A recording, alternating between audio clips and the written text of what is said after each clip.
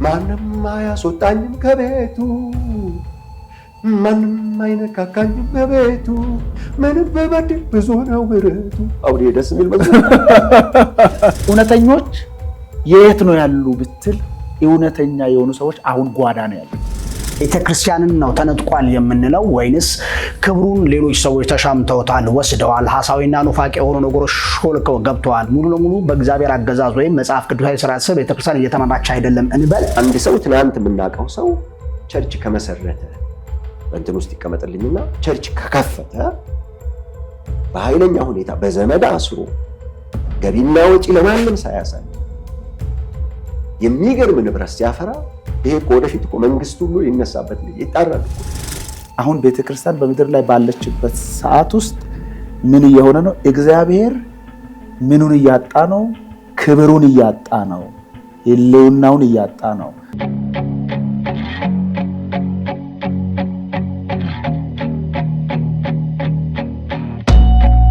ጤና ይስጥልኝ አድማጭ ተመልካቾቼ፣ አሁን የምንገኘው በአሊቲያ ሾው ስቱዲዮ ነው። እንግዶቼ አብረውኝ ይገኛሉ። ዘማሪ ደረጀ ሙላቱና ፓስተር ደሳለኝ አብረውኛሉ። ከነሱ ጋር ቆይታ እናደርጋለን። የምንነጋገርበት ነገር የቤተክርስቲያን ፖለቲካ ችግሮችና መፍትሄዎቻቸው የሚለውን ደረጀ ሙላቱ ከ9 ዓመት አስቀድሞ እንደ ትንቢት በጻፋቸው መጽሐፍ ላይ አንዳንድ ጭብጥ ሐሳቦችን አንስተን እንነጋገራለን። ወደ እንግዶቼ ልመለሳችሁ። እንግዶቼ እንኳን ደህና መጣችሁ። እንግዲህ ደሬ የጻፍካቸው ጽሁፎች አሉ። በተለይ የዛሬ 9 ዓመት አካባቢ እነኛን ጽሁፎች ለመዳሰስ አስቀድመህ ራስህን በመግለጥ ማንነትህን ለተመልካችና አድማጮቻችን በማስተዋወቅ እንድትጀምርልን እጋብዛለሁ። ደረጀ ሙላቱ እባላለሁ። ስለጋበዝከኝ በመጀመሪያ እጅግ አድርጌ አመሰግናለሁ። የአንዲት ሚስት ባል ነኝ። 3 ልጆች አሉኝ። የእግዚአብሔርን ቃል አስተምራለሁ፣ በዝማሬ አገለግላለሁ። ይሄ ነው እንግዲህ። ፓስተር እንግዲህ ልክ እንደ ደሬ ሁሉ ራስን በማስተዋወቅ ለተመልካች አድማጮቻችን ትንሽ ፊትህን እንድታሳይ ጋብዛለሁ። ስሜ ያው መጋቢ ደሳለኝ ላምብሮ እባላለሁ። እውነት ወንጌላዊት ቤተክርስቲያን በመጋቢነት አገለግላለሁ። ያው የ4 ልጆች አባትና የአንዲት ሚስት ባል ነኝ። እንግዲህ ደሬ መጽሐፍን ለማየት ሞክሬያለሁ። በጣም በርከት ያሉ አሁን ላይ የሚነሱ በአብያተ ክርስቲያናት በቤተክርስቲያን እንደ ካውንስልም ችግር ሆነው የሚታዩትን ነገሮች ከ9 ዓመት በፊት አስቀድመ ልክ እንደ ትንቢያ እንደገለጽካቸው ለማስተዋል ሞክሬያለሁ። ከነኚህ ውስጥ እንግዲህ መነሻ አድርጌ የምጠይቅህ ጥያቄዎች አሉኝና እነኛ ጥያቄዎች አንደኛ የሆነው የቤተክርስቲያን ፖለቲካ ችግሮችና መፍትሄዎቻቸው ስትል መጽሐፉን ጥራዙን ማለት ነው ርዕስ አድርገህ ልትጽፍ ችለሃልና የቤተክርስቲያን ፖለቲካ ማለት ምን ማለት ነው? እንግዲህ የቤተክርስቲያን ፖለቲካ ብለን ከማንሳታችን በፊት ፖለቲካ የሚለውን ነገር ስንተረጉመው በጣም ሰፊ ነገር አለው። ፖለቲካ የሚለው ነገር ዜጋ የሚል ትርጓሜ ያለው፣ የማስተዳደር ጥበብ የሚል ትርጓሜ ያለው፣ የፖለቲካ ፓርቲዎች ወይም ስለ ፖለቲካ የሚያስቡ ሰዎች በሚያደርጉት ክርክርና የተለያየ ነገር ውስጥ ያለ ሂደትም ነው። እንደገና ደግሞ ግለሰቦች ወንበርን ለመያዝ ወይም ስልጣንን ቦታንና የተለያየ ነገር ለመያዝ የሚያደርጉት የተለያየ አይነት ተሳትፎ ፖለቲካ ይባላል። እኔም ለቤተ ክርስቲያን ፖለቲካ ትርጓሜነት የወሰድኩት ይህንን ነው። በሰዎች ፍላጎቶችና በስልጣን በአሰራር በተለያየ ነገር ስፍራውን ለመያዝ የሚያደርጉትን የተለያየ ፉክክር የሚያሳየውን ነው ፓርቱን።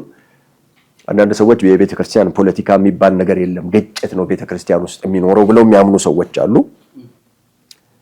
እኔ ደግሞ ፖለቲክስ የሚባለው ራሱ አለ፣ የማስተዳደርም ጥበብ ስለሆነ ከቤትህ ጀምሮ አለ።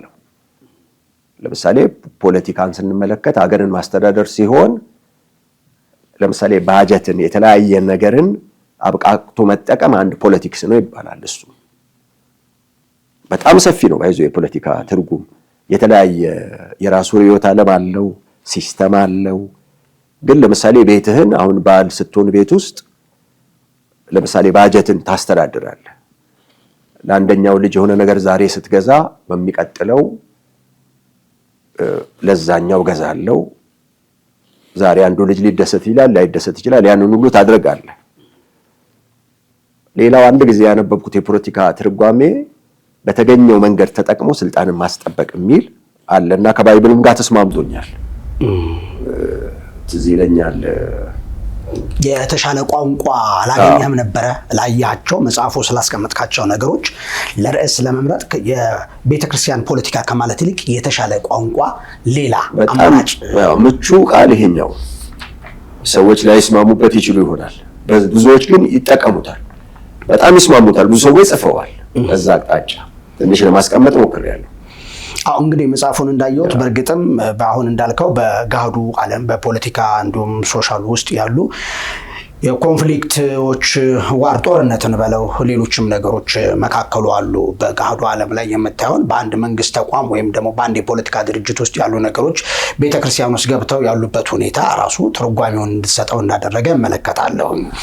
በዚህ አጀንዳ ላይ እንግዲህ ብዙ እንደ ከተማም እንደ ሀገርም መነጋገሪያ ሆኗልና እንዳለው አንዳንዶች ቋንቋውን መጠቀም አልነበረበትም ይላሉ፣ አንዳንዶች ደግሞ ይጠቀሙበታል። ምክንያቱም ፖለቲካ አንዱ ገዢነትና አስተዳዳሪነት ነው እንዳለው መጽሐፍ ቅዱስም ላይ ደግሞ ገዢዎች አስተዳዳሪዎች ነበሩና የራሳቸው ርዕዮተ ዓለም ነበረ። የፖለቲካ ሲስተም የማስተዳደር ሲስተም ጥበብ ነበረውና ቃሉ ጎጂ አይደለም፣ ግን በተለይ አጉልቶ ለማውጣት የፈለገው ነገር እንዳለ ያሳያልና ምን ትላለህ በዚህ ዙሪያ ላይ? አሁን የደሬን መጽሐፍ ለማየት እንደሞከርኩ አሁን ስለ ፖለቲካ ራሱ ፖለቲካ በራሱ ያው መልካምም ጎን አለው ክፉም ጎን አለው። ቃሉ ፖለቲካ ሲል አሁን እሱ ሊገልጽ የፈለገበት ሐሳብ በዓለም ላይ ስላለው ወይም ደግሞ የመንግስታት የሚጠቀሙበትን የፖለቲካን ሳይንሱን አይደለም ሊያወራ የፈለገው ነው መጽሐፉን ሳጠና ማለት ነው። አሁን ፖለቲካው ብሎ ያስቀመጠበት በቤተ ክርስቲያን ውስጥ እየተመላለሰ ወይም ደግሞ እየተንሰራራ እየሰፋ እየጨመረ ያሉ ጉዳዮች ኢሹዎች አሉ። እነዚህ ኢሹዎች የቤተ ክርስቲያንን መልክ እየቀየረ ይገኛል ማለት ነው። ያንን መልክ ቃላት ሲፈልግ አሁን ባለው በሰዎች አሁን ሊግባቡ ሊረዱ ሊያስቡ ወይም ደግሞ ስለ ጉዳዩ ምንድነው ትኩረት እንዲሰጡ ሲፈልግ ያንን ሐሳብ ገላጭ እንደሆነ አድርጎ ነው አግልቶ ያሳየው። ክፉ ጎንን ነው የጠቀሰው በዋናነት ማለት ነው። እንግዲህ በዚህ ቤተክርስቲያን ፖለቲካ የሚለው ችግሮችና መፍትሄዎቻቸው በሚለው መጽሐፍ ላይ ልትገልጸው ያለውን ሐሳብ ሊያጎላ ወይም ደግሞ ከአደራረግና ከአሰራር ጋር ያሉትን ነገሮች በማጣመር ርዕሱን እንደሰጠው ለአድማጭ ተመልካቾቻችን ጥር ባለ ነገር አድርሰሃል። ሌላ ጥያቄ አለኝ። ደሬን መጽሐፍ እንዳነበብከው ነግረኸኛል እና በዚህ ውስጥ ደሬ በዚህ በ66ኛው ገጽ ላይ እግዚአብሔር ቤተክርስቲያንን ተነጥቋል ብሎ አስቀምጧል እና ቤተክርስቲያንን እግዚአብሔር ተነጥቋል ወይ መነጠቅስ ይችላል ወይ? ኦኬ ከቅድሙ ሐሳብ መነሻ ላድርግና አሁን ስለ ቸርች ፖለቲክስ የሚለውን ነገር ቸርች የራሱን የቻለች ፖለቲክስ የላትም። ፖለቲክስ የሚለው ቅድም ለዚህ ነው ገላጩ ውስጥ ያለው ሐሳብ ውስጥ ያለው የተፈጠረው ጉዳይ ነው ያጎለው ብያለሁ። አሁን እሱን ነገር ሰዎች ኢሚዲየትሊ ወደዛ ቅድም ጭቅጭቁም ወይም ደግሞ ክርክሩም የሚነሳው ከዚያ አንግል ስለሆነ ግን አሁን እሱ ያነሳበት አሁን ጥሩ በቤተክርስቲያን ውስጥ ቤተክርስቲያንን እግዚአብሔር ቤተክርስቲያን ተነጥቋል ወይ? እግዚአብሔር ራሱ የእግዚአብሔር ቤተክርስቲያን የለችም ወይ? እግዚአብሔር አጥቷል ወይ ብዬ መጽሐፉን ሲመለከት ሁለት እይታ ነው ማየው፣ ሁለት መልክ ነው ማየው። ቤተክርስቲያንን እግዚአብሔር ተነጥቋል ማለትን ሙሉ በሙሉ ለመናገር አቅም ያሳጣኛል ተነጥቋል ብዬ ማለት ነው። ምክንያቱም እግዚአብሔር የሚሰራባቸው እግዚአብሔር የሚጠቀምባቸው አሉ። ከነዚህ መካከል ሰዎች አሉ እዛ ያ አገልግሎት ያ ጸጋ የሚገለጥባቸው ሰዎች እዛው በቤተ ክርስቲያን ሲኖር ነው ሊሰራ የሚችለው። ቤተ ክርስቲያን ሲኖር ነው ሊሰራ የሚችለው። አሁን ተነጥቋል የሚለውን ከምን አንግል አየዋለሁ? በቤተ ክርስቲያን ውስጥ አሁን ቤተ ክርስቲያን በምድር ላይ ባለችበት ሰዓት ውስጥ ምን እየሆነ ነው? እግዚአብሔር ምኑን እያጣ ነው? ክብሩን እያጣ ነው። ሕልውናውን እያጣ ነው። እሱ የሚፈልገውን በቤተ ክርስቲያን ውስጥ የሚጠብቀውን ከቤተ ክርስቲያን የሚጠብቀውን ሕይወት ከሰዎች ከግለሰቦች እያጣ ነው ወይ? አዎ ተነጥቋል። ያንን ሕይወት ተነጥቋል። ምክንያቱም ቤተ ክርስቲያን ክርስቶስ የመሰረታት በደሙ የዋጃት ስለሆነ። ቤተ ክርስቲያንን ነው ተነጥቋል የምንለው ወይንስ ክብሩን ሌሎች ሰዎች ተሻምተውታል፣ ወስደዋል፣ ሐሳዊና ኑፋቄ የሆኑ ነገሮች ሾልከው ገብተዋል፣ ሙሉ ለሙሉ በእግዚአብሔር አገዛዝ ወይም መጽሐፍ ቅዱሳዊ ስርዓት ስር ቤተ ክርስቲያን እየተመራች አይደለም እንበል፣ ወይንስ ተነጥቋል የሚለውን አማርኛ እንጠቀመው? እሱን አሁን እኔ አሁን ቃሉን ከደሬ ጋር ለማሰብ ወይም ደግሞ እንድናገር የሚፈልገው ዛሬም እንዲያወራ የሚፈልገው ሐሳብ አለ። ጥያቄ የሚፈጠርበት ነገር አለ። አሁን እሱን ነው አሁን እንዲያብራራልኝ የሚፈልገው። ስለዚህ አንተ ምን አልክ? እግዚአብሔር ተነጥቋል ማለት ይከብደኛል ብለሃል። እስቲ ወደ ዘማሪ ደረጀ ሙላቱ እንምጣና እግዚአብሔር ቤተክርስቲያንን ተነጥቋል ብለህ በዚህ አስፈራዋልና እስቲ እንዴት ነው የተነጠቀው? ሊነጠቅስ ይችላል ወይ? ከተነጠቀስ አሁን ያለችው ቤተክርስቲያን የማን ናት? በጣም መልካም ነው። ጌታ ኢየሱስ ክርስቶስ አንድ ጊዜ ማቴዎስ ወንጌል ምዕራፍ 21 ላይ አንድ ምሳሌ ሰጥቶ ነበር። በተለይ እነዚህ ሕጉ ለተሰጣቸው ፈሪሳውያን፣ ሰዱቃውያን ለሆኑት ቦታው ስፍራ ላይ ለተቀመጡ ሰዎች ምን አላቸው? አንድ ሰው እርሻ አረገ ይላል። እርሻ አዘጋጀ፣ ቅጥር ቀጠረና አከራይቶት ሄደ ይላል። እና አከራይቶት ሲሄድ ፍሬ ፍለጋ መጣ ይላል። እና ነቢያቶቹን ላከ። ማነው ባሪያዎቹን ሲልክ ገደሏቸው ይላል። አንዳንዶቹ እንደበደቧቸው ይላል። ከዛ በኋላ ይህንን በተከታታይ ያደርጋሉ። አከራይቷቸው ሄደው ንብረቱ የነሱ አይደለም፣ ተከራይ ናቸው። በሌላ ሐዋርያት ሥራ ምዕራፍ 20 ላይ ጳውሎስ እንደተናገረው ቤተክርስቲያንን የእግዚአብሔርን ቤተክርስቲያን በገዛ ደሙ የዋጃትን ተጠብቋት ዘንድ ይላል። ጠባቂነት ነው። ጠባቂነት ከሆነ ባለቤት አለው፣ አንተ ጠባቂ ነህ ማለት ነው። እና መጨረሻ ላይ ልጁን ላከ ይላል። ከዛ ይሄ እንደውም ወራሹ ነው፣ ስለዚህ እንግደለውና ሀብቱ ለኛ ይሆናል አሉ ይላል። ይህን ጊዜ በጣም ተቆጡ ይላል። አሁን ሊነግራቸው የፈለገው በእግዚአብሔር እድል ፈንታ ላይ ተሹመዋል። እነሱ በትክክል ማስተዳደር ነው ያለባቸው። እንደ እግዚአብሔር ቃል ካላስተዳደሩ፣ ነብይ ሲመጣ ከገደሉ፣ መልእክተኛ ሲመጣ ካሳደዱ፣ የእግዚአብሔርን ቃል በእውነት የሚሰብክ ከመጣ እሱን ካጠፉ ኦልሬዲ ቤቱን የማን አድርገውታል? የራሳቸው አድርገውታል። አሁን በቤተ ክርስቲያን እያንዳንዱ ቤተ ክርስቲያን ባይዞ እያንዳንዱ አጥቢያ እንደ ቲም ነምበር አለው የራሱ። ራዕይ መጽሐፍ ምዕራፍ 2 እና 3 እንደምናየው ለሰባቱ ሲጻፍ ለእያንዳንዱ የተለያየ ነው። ለምሳሌ ሎዶቅያን ብንመለከት እነሆ ከደጅ ቆሜ አንኳኳለሁ። ኦልሬዲ ወደ ውስጥ መግባት አልቻለም። ስለዚህ አሁን ነጥቀውታል የሚለውን ሐሳብ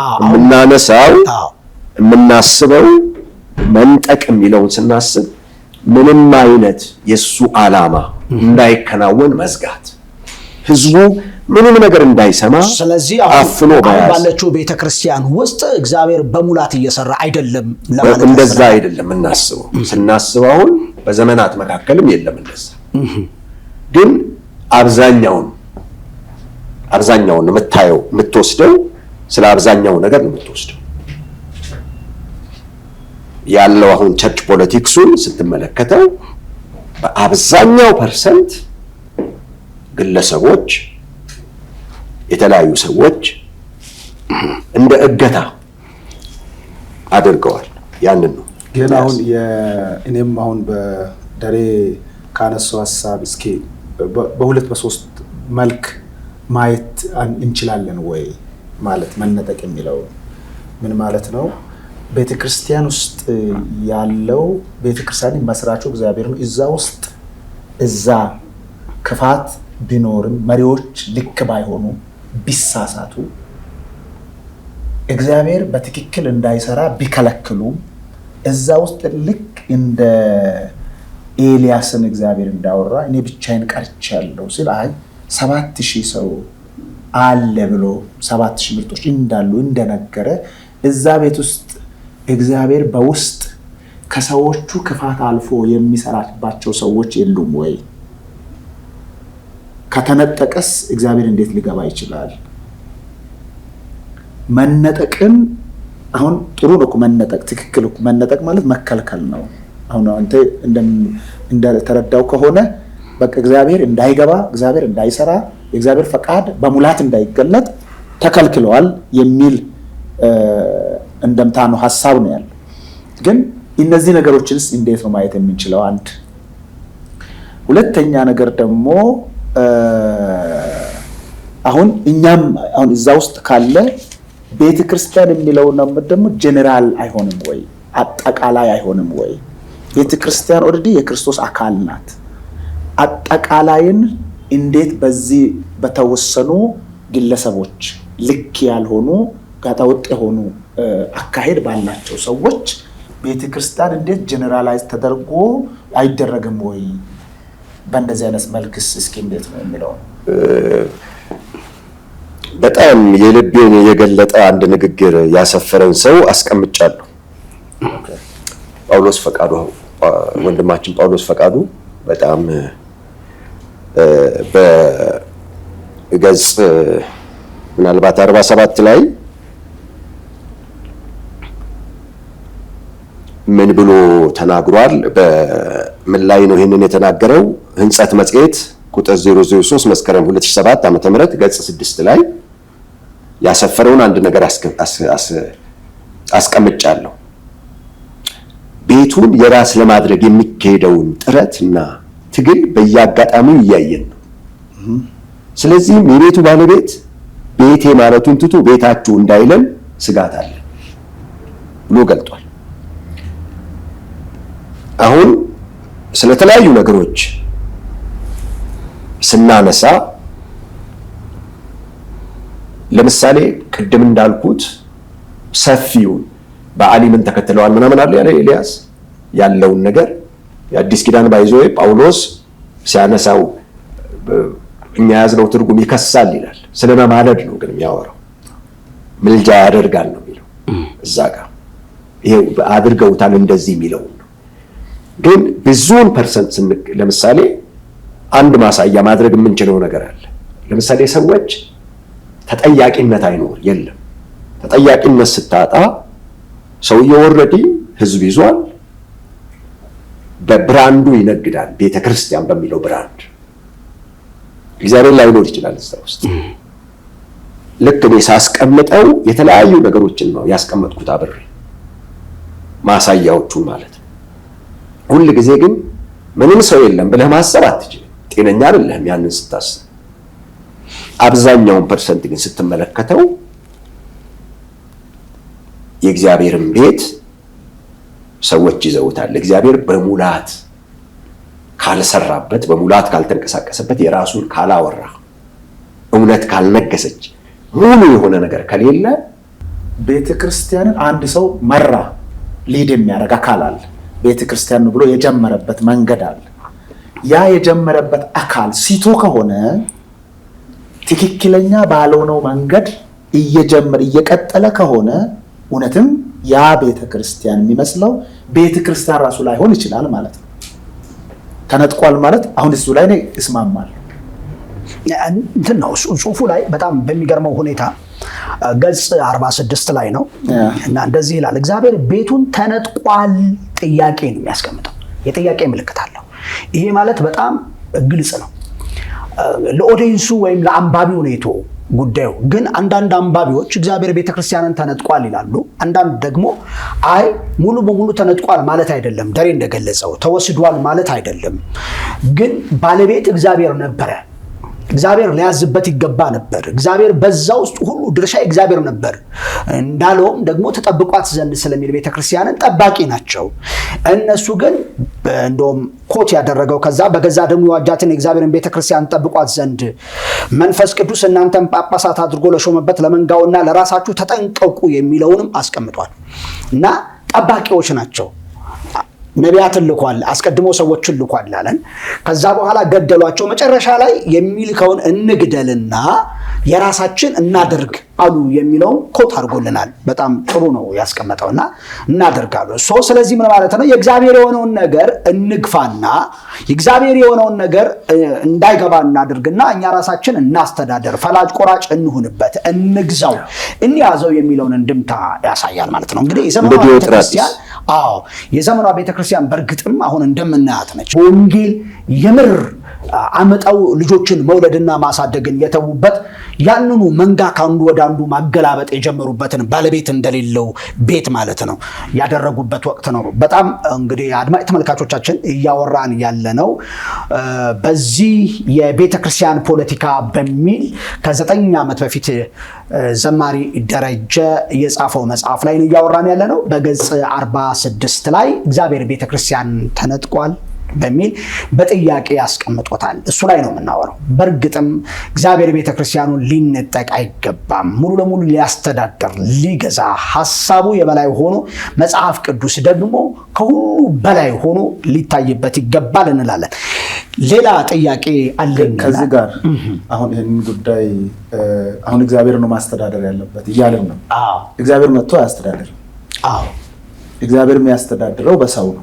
ሰው ነው የሚሰጠው አይደል? ለቤተ ክርስቲያን መሪዎችን፣ መጋቢዎችን፣ ነቢያትን ሰጥ አይደለም የሚለው። ስለዚህ በሰው ነው።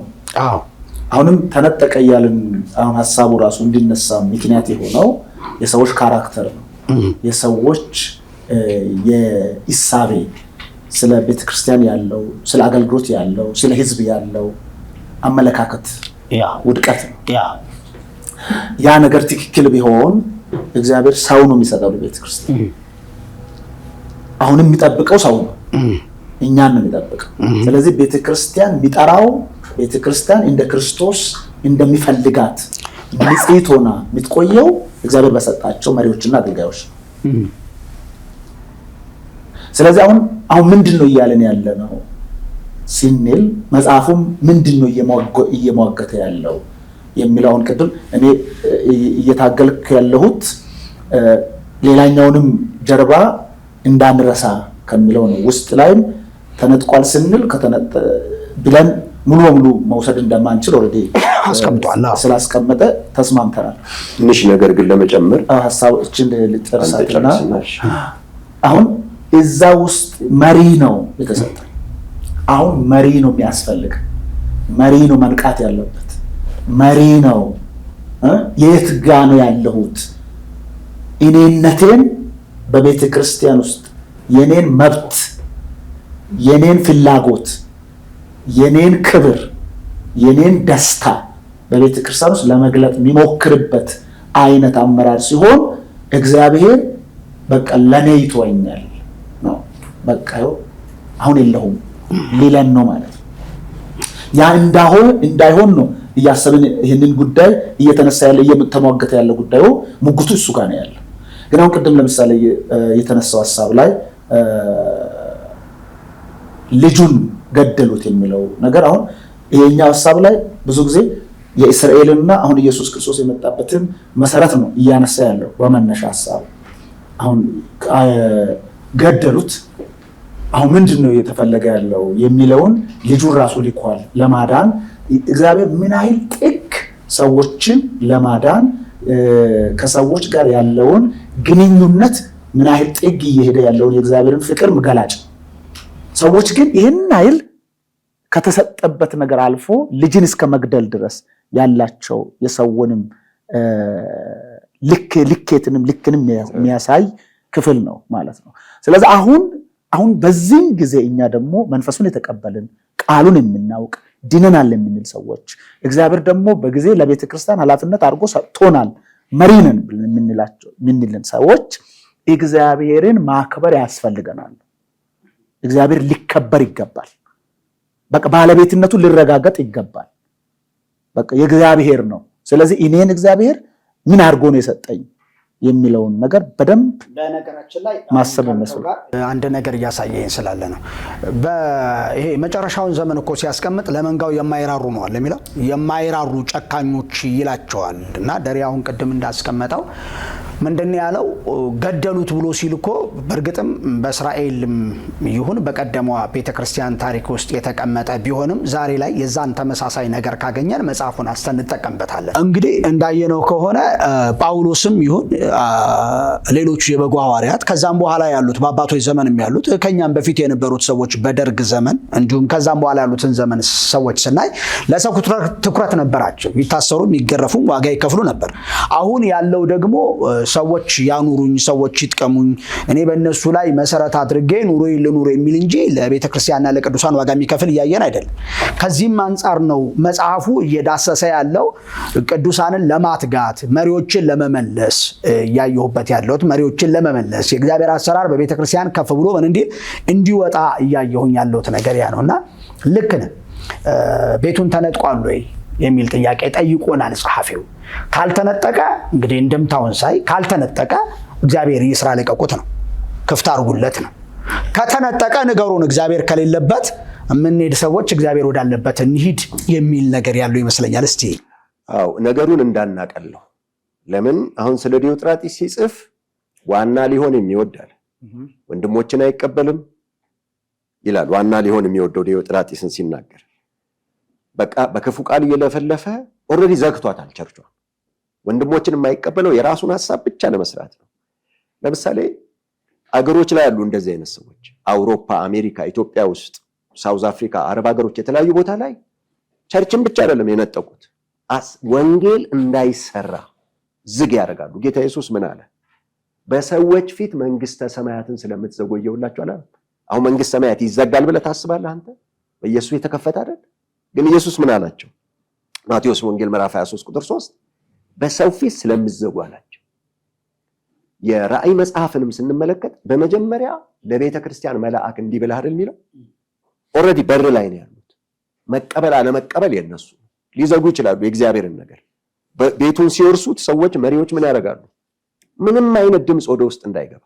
ስለዚህ እግዚአብሔር ምንድን ነው የሚያደርገው? የገዛ ክንዱ ነው መድኃኒት የሚያደርገው። ከዛ ሰዎች በተለያየ መንገድ ያስወግዳቸውና አዲስ ቤቴን ለምሳሌ የወንበዴ ዋሻ አደረጋችሁ ሲል ኦልሬዲ ወደ ገቢ ማምጫነት ቀይራችሁታል። የኔ ዓላማ ሌላ ነው፣ የወንበዴ ሌባ ዋሻ አድርጋችሁታል ማለት ምን ማለት ነው? ወርሳችሁታል፣ ወስዳችሁታል፣ እየነገዳችሁ ነው፣ እንጀራ እየበላችሁ ነው፣ ቤት እየሰራችሁበት። ስለዚህ አሁንም ቤቱን ተነጥቋል የሚለው ጉዳይ ይሄንን መያዝ አለበት መጽሐፉ። ይሄንን ያሳስባል። ፓስተር እያለ የነበረው ምንድነው እሱ ሰዎች እግዚአብሔር የጠራቸው መሪዎችም እንዳሉ እንዳንዘነጋ እያለ ነው። በእርግጥም ሁለተኛው ጥያቄ ከዚህ ጋር ይሄዳል። ደስ የሚል ሐሳብ ነው ያነሳልኝ። ሁለተኛው ጥያቄ ምንድነው? በዚህ በገጽ 46 ላይ አንድ ነገር ይናገራል። ማነው 66 ላይ እና ዋና ስለሆኑ ሰዎች ጥቅም ይፈልጋሉ የሚል ነው እይታው። እንዲሁም ገጽ 110 ላይ ደግሞ ፉክክር አገልግሎትን ለማከናወን ሳይሆን ገንዘብ ላይ ለማዘዝ ነው የሚል በ110 ገጽ ላይ አስቀምጠዋልና በእርግጥም በቤተ ክርስቲያን ውስጥ በመሪዎች ዘንድ አጠቃላይ እንደ አብያተ ክርስቲያናትም ፉክክር ይታያል ተብሎ ሰዎች ይናገራሉ። ብዙ ሰዎችን ያው እንደ ሚዲያ ባለሙያ ጆሮ ሰጥተህ ስታዳምጥ በቤተ ክርስቲያን በቤተ ክርስቲያናት በካውንስሉም ውስጥ ፉክክር አለ፣ ሽኩቻ አለ። ይህን ሁኔታ ግን መጽሐፍ ላይ ዝርዝር ስታደርገው በገንዘብ ላይ ለማዘዝ እና የስልጣን የወንበር ፍላጎት እንደውም አይደለም የሚል ነገር አለ እና ከዚህ አንጻር ለዋናዎች እግዚአብሔር ለሾማቸው ሰዎች እግዚአብሔር ላስቀመጣቸው ጥሪ ላላቸው ሰዎች ለየት ያለ ወንበርስ ጥቅምስ አያስፈልግም ወይ? መልካም እንግዲህ ጳውሎስ በመልእክቱ ሲያሳስበን በማስተማርና በመምራት ለሚደክሙ አይደል የሚለው በጠፍ ክብር ይገባቸዋል ሲል ስለ ሳላሪም ነው የሚያወራው። ክብርም የተለያየ ነገር ልሰጥ ይችላል። አንድ ሰው በቤተ ክርስቲያን ምን ያህል ሊጠቀም ይችላል? የሚያበራይ በሬ አፉን አትሰራ አለ። እንደገና የሚያርስ በተስፋ እንዲያርስ ይላል። መንጋ ጠብቆ ወተት የማይጠጣ ይላል። ወተት ይጠጣ፣ ወተት መጠጣቱን አከለከለ። በጀሪካን እያዞረ ወተት የሚሸጥ ከሆነ አጠቃላይ ማለት ላሞቹን አርዶ ስጋ የሚበላ ከሆነ ግን አሁን የተቸገርነው ወተት መጠጣቱን አለ። ወተት እየሸጠ ኑሮውን እየገነባ ነው። ቀጥታ በየቀኑ የሚያልብ መሪ ከሆነ ወደ ጥቅማ ጥቅም የገባ የቸርች ፖለቲክስ ዋና ተጠቂ ነው የሚሆነው። የምንመለከተው ለምሳሌ የእግዚአብሔር ሰዎች ይመርባቸው የፈለገ ነገር ይሆናል። ከየት መጣ? መጽሐፍ ቅዱስን ስታጠና ጳውሎስ እንደውም ሀብት እኮ ያስመዘግባል። አንደኛ ሰርቼ ነው ያገኘሁት ይላል። እነዚህ እጆቼ ደክመዋል አለ ሐዋርያት ሥራ ምዕራፍ 20 ላይ። ከማንም ብር ወርቅ አልተመኘሁም። በጣም እንደው ጎበዝ ከሆንክ እየሰራህ ብታገለግል ጌታ ከረዳህ፣ ግን እንደ ግዴታ አይደለም። ከዛ የመቄዶንያ ሰዎች የሚያስፈልገኝ ሰጥተዋል። ሀብት ሲያስመዘግብ እጆቼ ሰርተዋል፣ የመቄዶንያ ሰዎች ሰጥተዋል፣ አንዳንድ እንትን ደርሳችሁልኛል። ይሄ ማለት ሀብት ማስመዝገብ። አንድ ሰው ግን ትናንትና ሰፈር ውስጥ ምንም የሌለው ሰው ቸርች መስርቶ የሚገርም ቤት ባለቤት፣ እጅግ ዘመናዊ መኪኖች የሚቀያየር የተለያየ ሲሆን በቸርች ፖለቲክስ የሚጠቀም መንጋ እየሸለተ የሚያድር ወንበዴ እንጂ መሪ ነው ልለው አልችልም። ዘራፊ ነው። አሁን ምንድነው እሱ የምንለው? በእርግጥም እግዚአብሔር የጠራቸው እግዚአብሔር የሾማቸው ሰዎች አሉ። እንዳልነው ደግሞ ከዚህ በፊት መምህራን የነበሩ ተራ ደሞዝ በቂ የማያኖር ጥቅማ ጥቅም የነበራቸው ሰዎች የተራ የሂሳብ ባለሙያ ሽሮ ቤትም ምግብ ቤትም ከፍተው ይሰሩ የነበሩ፣ አንዳንዶች አልሳካ ያላቸው ተምረውም ስራ ያጡ ሰዎች እንዲሁም በቸርች ውስጥ ኪቦርድ ይመቱ የነበሩ ማለት ከአገልጋዮች ስር የነበሩ ሰዎች በራሳቸው ወጥተው ፈቃድ አውጥተው ራሳቸውን ነቢይ፣ ሐዋርያ፣ ፓስተር፣ አስተማሪ ብለው በመጥራት በመላው ኢትዮጵያ ውስጥ ልክ ልዩ ነገር እንደተነሳ ማድረግ ህዝብን ከየአብያተ ክርስቲያናት ህብረቱ በማፍለስ ራሳቸውን ባለጠጎች አድርገው በመኪና በህንፃ ዘመናዊ በተሸለሙ ሆቴሎች ውስጥ ተቀምጠው በእንድልቅ በዱባይ እና በአሜሪካ በካናዳ እና በአውሮፓ እየተዝናኑ ይገኛሉ። በእርግጥም እንደ እግዚአብሔር ቃል እየሄዱ ነው ወይ ለሚለው እንግዲህ ተመልካቹ ወይም ክርስቲያኑ ማህበረሰብ እንዲሁም ደግሞ ዓለማዊ የምንላቸው ወይም ያላመኑ ሰዎች የምንላቸው እንኳን የሚሰጡት ሂስ አለ ማለት ነው። በቅንጡ ነው ኑሯቸው ሁሉ። እንግዲህ እግዚአብሔርን መምሰል ማትረፊያ አድርገዋል የሚባሉ ሰዎችም አሉ። ይህ የሚዲያችን ምልከታ ሳይሆን ከውጭ የምንሰማው ነው ማለት ነው። ስለዚህ ደረጀ እንዳልከው ማለት ነው። እነዚህ ደግሞ እግዚአብሔር የሾማቸው እግዚአብሔር የጠራቸው እግዚአብሔር አገልግሎት የሰጣቸው ሰዎች ደግሞ ፊተኛ ሊደረጉ የሚገባው ሊደረግላቸው ይገባል ብለናል። እውነት ነው። ያ ከተገባ እነዚህኞቹን ሰዎችና እነዛኞቹን ሰዎች ኦዲየንሶቻችን ወይም ደግሞ ክርስቲያን አማኞች እንዴት ይለዩዋቸው? እንዴት ይለዩዋቸው? ራሳቸውን የጠሩና እግዚአብሔር የጠራቸው ሰዎች አሉ ይባላል። ከናባባሉ ራሳቸውን የጠሩ ራሳቸውን የለዩና እግዚአብሔር ደግሞ ለራሱ የለያቸው ሰዎች አሉም ይባላል። እና እግዚአብሔር የለያቸውን ራሳቸውን ደግሞ ለዚህ ቢዝነስ የለዩ እግዚአብሔር የጠራቸውና ራሳቸውን ደግሞ ለዚህ ቢዝነስ እና ሲስተም የጠሩ። እንግዲህ መጽሐፍ ቅዱስ የሚነግረን እውነት አለ። ከሚነግረን እውነት እንነሳለን። አንድ የእግዚአብሔር ሰው ሌዋዊ ከሆነ የቤተ ክርስቲያን አገልጋይ ከሆነ በቤተ ክርስቲያን መሪ ሲሆን ዋና ሲሆን የሚያመጣውን ሀብት ከየት አመጣ? ግልጽ ነው። ሐዋርያው ጳውሎስ ቅድም እንዳልኩት ሀብት ያስመዘግባል። ግልጽነት አለ አሰራር ላይ። ለምሳሌ ለመቄዶንያ ሰዎች እርዳታ የተለያየ ነገር ሲሆን ሁሉ በደብዳቤ ነው የሚሸኘው ከደረሰኝ ጋር ሰዎችን አስይዞ ከማንም አልዘረፍኩም ምንም አላረኩም የሚለውን ያስቀምጣል። ለምን? የሚዘርፉ ሰዎች ስላሉ። አንዳንዶች ይግጧችኋል፣ ይበሏችኋል፣ ሁሉ የራሳቸውን ነው የሚፈልጉት ተብሎ ተጽፏል። ስለዚህ ቤተክርስቲያን ባይዘይ አንድ ሰው ቤተክርስቲያን መተዳደሪያ ደንብ አላት። ደንቧ መታየት ይችላል። ለምሳሌ የገንዘብ ዝውውሩ እንዴት ነው? አንድ ሰው ሌዋዊ ሆኖ ከየት ሊያመጣ ይችላል? አንዳንድ ለምሳሌ ግልጽ ከሆነ ለአንድ ሰው አሁን አውሮፕላን የሆነ ሰው ቢገዛለት ግልጽ ከሆነ ሁሉም ሰው የሚሰማው አለ አይደል? ግን የተለያዩ አይነት መንፈሳዊ ገቢዎች በመስራት በትንቢት መጽሐፍ እንደተጻፈ ነቢያት በጉቦ በገንዘብ ያሟርታሉ። አስተማሪዎች በዋጋ ያስተምራሉ፣ አለቆች በጉቦ ይፈርዳሉ ይላል። አንዳች በማይሰጣቸው ሰው ላይ ያደባሉ ይላል። ትርፍ ለማግኘት ማክዳ የሚሰፉ ይላል ነቢያቶቹ። ትርፍ ለመሰብሰብ ነብይ አህያ የገሰጸችው ማለት ነው በለዓም። በበለዓም መንገድ ሄደዋል ይላል። ትርፍ ለማግኘት ነው የሚለው። ስለዚህ በጣም ሲምፕል ነው፣ ግልጽ ነው።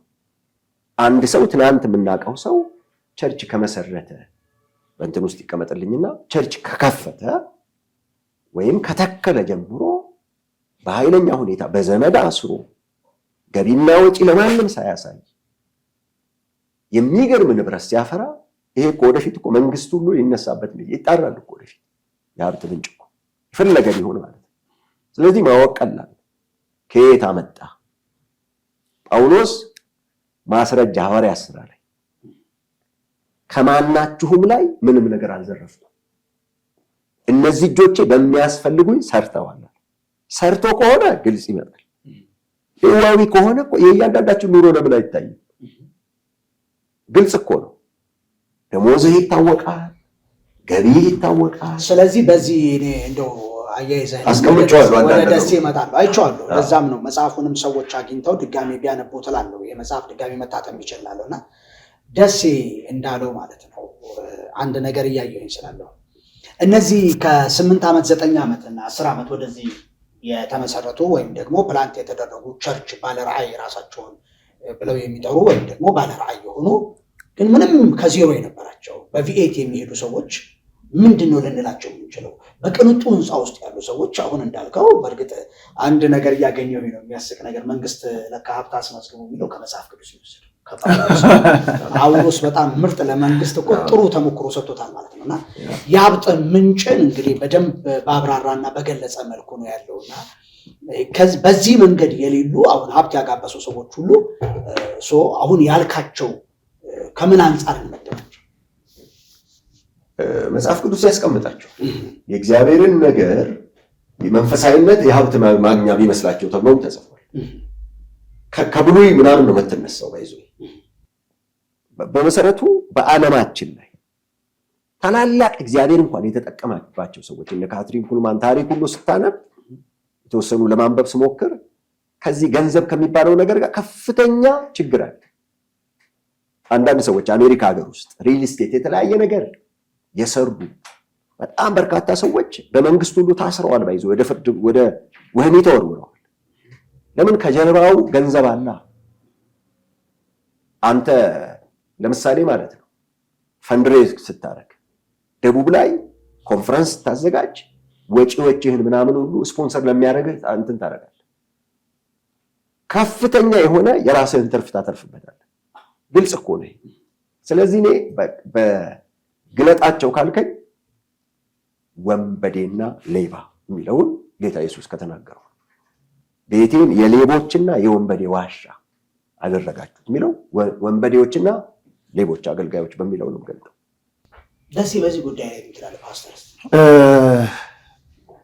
በጣም ያው ይሄኛው ጉዳይ አከራካሪም ነው።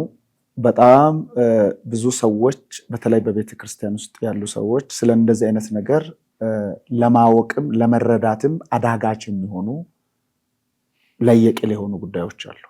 ለምሳሌ አንዱን ልነሳና ቤተክርስቲያን ራሱ አሁን ቅድም አዳዲስ ቤተክርስቲያናት ሲጀመሩ ሲተከሉ እኔ ቤተክርስቲያን ነው የሚለውን ነገር በሁለት መልክ ነው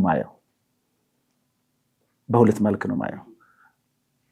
አንደኛ ቤተክርስቲያን ከሆነ በክርስቶስ እውነት ላይና በትክክለኛ መሰረት ላይ በእግዚአብሔር ቃል በወንጌል ላይ የተመሰረተች ቤተክርስቲያን ትኖራለች። እሷ ተተከለች ብዬ አምናለሁ። ቤተክርስቲያን ትተከላለች። ሁለተኛ ቤተክርስቲያን እንደሚተከል ግን ቤተክርስቲያንን የሚመስል ደግሞ ፕሮግራም ይጀመራል። ስለዚህ ቸርች ነው የምንለው ፕሮግራምና ቤተክርስቲያን ተካዮችና ፕሮግራም ጀማሪዎች አሉ ብዬ ነው ማምነው። ኢትዮጵያ ውስጥ ለምሳሌ ካውንስል የሚባል ተቋም አለ። ይሄ ካውንስል ቤተክርስቲያን ናችሁ ብሎ ሰርቲፋይድ አድርጓቸዋል። ሰርቲፊኬት ሰጥቷቸዋል፣ እውቅና ሰጥቷቸዋል፣ ደግሞ ታፔላ ሰርተዋል፣ ሎጎ ሰርተዋል፣ የሚገባውን ነገር ይከፍላሉ። እንደውም ለመንግስት ተቋማት ደብዳቤ ተጽፎላቸዋል ቸርች ናቸው ተብሎ። እነኝህን ተቋማት እንዴት ነው እንደ ክርስቶስ አሰራር አልሄዳችሁም ቸርች አይደላችሁም ልንላቸው እንችላለን? አሁን ቸርች አሁን የካውንስል መንገድ ራሱን የቻለ ነው። ምን ማለት ነው? ካውንስል ማለት ባይዘው ያው የመንግስትና የቤተ ክርስቲያን የተቋማት መካከል ላይ ሆኖ አገናኝና በትክክል ቤተ ክርስቲያን ተቋም ሆና በምድር ላይ በዚህ አገር ላይ ያለውን ግንኙነት የመፍጠር ፓወር ነው የካውንስል። ማንዴቱ ግን እሱ ጋር አይደለም። አሁን እኔ እያልኩ ያለሁት ግን ቤተ ክርስቲያን ትክክለኛ ይሄ ሴታፑን ስትመለከት ነው እያወራው ያለው። ቢብሊካል የሆነ መሰረት ነው እያወራው ያለሁት። ቤተ ክርስቲያን ከሆነ ትተከላለሽ ነው። መተከል ማለት ምን ናቸው ተብለው ግን ህዝብ እየሄደ ነው። አሁን እንዴት ነው እሱን ልጨርስላ? ህዝብ እየሄደ ነው። አዎ ሰዎቹ አንተም ቀስ ተረጋጋና አንዴ ልጨርስልህ። ተተከለ ስል ሰው ላይ ነው የሚሰራው። ሰው ቤዝድ ነው። የሰው ህይወት ላይ ሰዎች የክርስቶስ እንዲሆኑ፣ ሰዎች ክርስቶስን እንዲመስሉ፣ ሰዎች ለክርስቶስ እንዲኖሩ የሚሰራ ህይወት ነው። ቤተክርስቲያን እኮ ሰው ላይ ነው የሚሰራው እንጂ ህንፃ አይደለችም፣ ቦታ አይደለም። ግን ፕሮግራም ግን ይለያል። ፕሮግራም ማለት አሁን ለምሳሌ ፊልም ቤት ብትሄድ አንድ ሰው ፕሮግራም ይወስዳል። ስለዚህ እዛ ቦታ ላይ ፊልም ነው የሚያሳየው። ሰዎችን ማዝናናት ነው ፕሮግራሙ።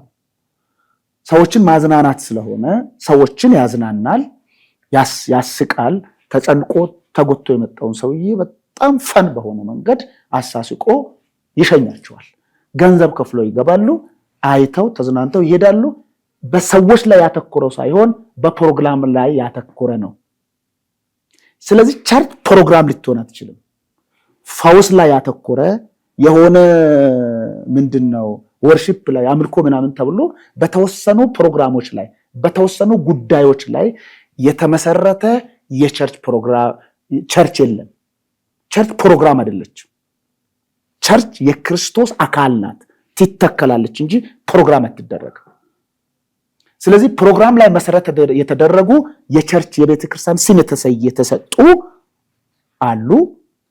ትክክለኛ ቸርች የሆኑ በሰው ላይ የሚሰራ ሰዎች የሚገነባበት ወደ ክርስቶስ የሚያድጉ ህይወት ላይ የሚሰራ በሰዎች ምንድነው በትክክለኛ ለእግዚአብሔር መንግስት ብቁ የሚሆኑ ትውልድን በማፍራት ላይ የሚሰራ ቤተክርስቲያን አለች። ስለዚህ አሁን ይህንን መለየት የምንችለው ከፕሮግራም ይልቅ ህይወት ተኮር የሆነ ቤተክርስቲያን የቱ ጋር እንዳለ መለየት መቻል ያለበት ህዝቡ ነው፣ ማወቅ ያለበት ህዝቡ እንዴት ነው። ሁለተኛ ደግሞ ወደ አገልጋዮች እንምጣ። አገልጋዮች ቅድም ለምሳሌ ሁሉም ሰው እንደውም ኢትዮጵያ ውስጥ አሁን በዚህ ሰዓት የሆነች ጸጋ ስጦታ ካለ ሁሉም ሰው የቸርች ራዕይ ያለኝ ብሎ ነው የሚጀምረው። ጸጋ ስጦታ መሰጠት የቸርች ራዕይን አይሰጥም። የቸርች ራዕይና የጸጋ ስጦታ ይለያያል። ጸጋ ስጦታ ለቤተ ክርስቲያን የተሰጠው እንጂ ቤተክርስቲያንን ለማነጽ ነው፣ ቤተክርስቲያንን ለመገንባት፣ ቤተክርስቲያን ወደ ትክክለኛ አቅጣጫ እንድትመለስ ለማስተማርና እግዚአብሔር በዛ ቤተክርስቲያን ላይ ጸጋውን የሚገልጠው ራሱን ኃይል ራሱን ወክሎ ለመግለጥ የተሰጠ ስጦታ ነው እንጂ ኢሚዲየትሊ ሰው ጸጋ ሲሰጥ መታየት ሲጀምር፣ አጋንንት መውደቅ ሲጀምር፣ የተለየ ሰዎች ትኩረት መስጠት ሲጀምር ቸርች የሚታይ ከሆነ እዛ ጋር ፋላሲ ተፈጥሯል ማለት ነው። ስለዚህ ሚስ የተደረገ ነገር አለ፣ የተበላሸ ነገር አለ። ይሄ የት ነው ካልከው ደግሞ እሱ ደግሞ መሰረት ላይ በእግዚአብሔር ቃል ላይ ያለ ዕውቀት ነው። በአስተምሮ ላይ ያለው መሰረታዊ ችግር ላይ ይመጣል ማለት ነው። ስለዚህ መሰረታዊ ችግር የእግዚአብሔርን ቃል በአግባቡ አልተረዳንም። ስናድግ፣ ስንሰማ፣ ስንማር መጋቢ እያልከን ያለው በጸጋ ስጦታዎች ላይ ተሞርክዘው ፕላንት የተደረጉ ቸርቾች የቸርች መልክ የላቸውም፣ እንደ መጽሐፍ ቅዱስ አይደሉም።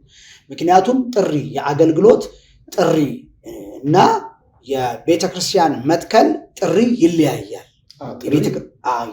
እያልከን ያለው። ስለዚህ እሱን ነው እኮ ለዚህ ነው መጽሐፍ ቅዱስ ጥሪ ይለያል፣ ኮሊንጉ በትክክል ይለያል፣ ሲሰጥም በምክንያት ነው የሚሰጠው። እኔም አሁን ለምሳሌ ቸርች ፕላንት አድርጌ አውቃለሁ። አንድ ቁጭ አድርጌ የጠየቅኩት ራሴን ቁጭ አድርጌ ቆይ ደስ አለኝ ምንድን ነው የፈለግከው ብዬ ጠይቄ አውቃለሁ።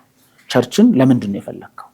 እግዚአብሔር ደጋግሞ ሲያወራኝ፣ ምክንያቱም እኔ ቃሎት ቤተክርስቲያን ነው ሲያገለግል የቆየሁት 20 ዓመት ያገለገልኩት። ቁጭ ብዬ ጠይቄያለሁ። ቆይ ስልጣን ነው የምትፈልገው? ገንዘብ ነው የምትፈልገው? ወይስ ምንድነው? ዝና ነው የምትፈልገው?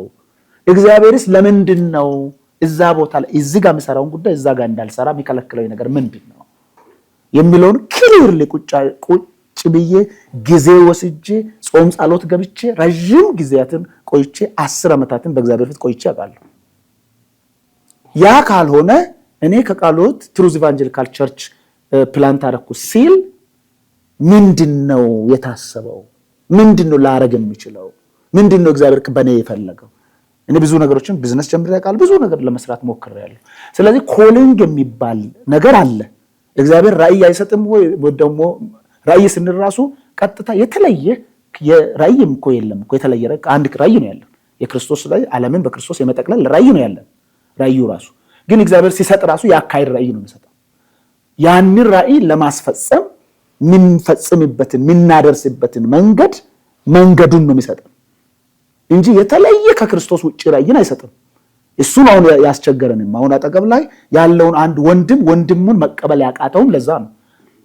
አሁን ወንድሙ ጋር የተለየ ራእይ ሌላ አገልጋይ አጠገብ ላይ ያለው የወንጌል አገልጋዮች መጋቢዎች እርስ በርስ መግባባት ያቃተን እኔ እንደውም ከዚህም በላይ እቺ ፕሮቴስት የሚለው ቃል ራሱ ለቤተ ክርስቲያን አንዱ ይሄ ቃሏ በራሱ አስቸጋሪ ናት ብዬ ነው ማስበው። ለምን ፕሮቴስት ማለት እኮ ያው ለማርቲን ሉተር ይሆናል ቃሉ ፕሮቴስት አድርጎ ነው ተቃውሞ ነው የወጣው።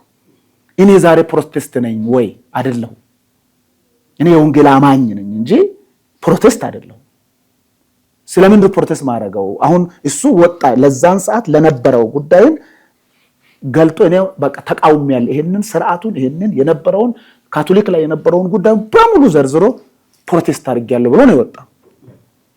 ዛሬም አሁን አጠገብ ላይ ወንድም አንድ አገልግሎት ላይ አንድ መድረክ ላይ አንድ ቤተክርስቲያን ውስጥ ያለው ሰው እርስ በርስ አንዱን ይቃወማል፣ ፕሮቴስት ያደርጋል። የተቃወሙ ፕሮቴስት እያደረጉ ነው ይሄ ሁሉ ቸርች የተወለደው ያልከኝ ኤግዛክትሊ እንደሱ ነው።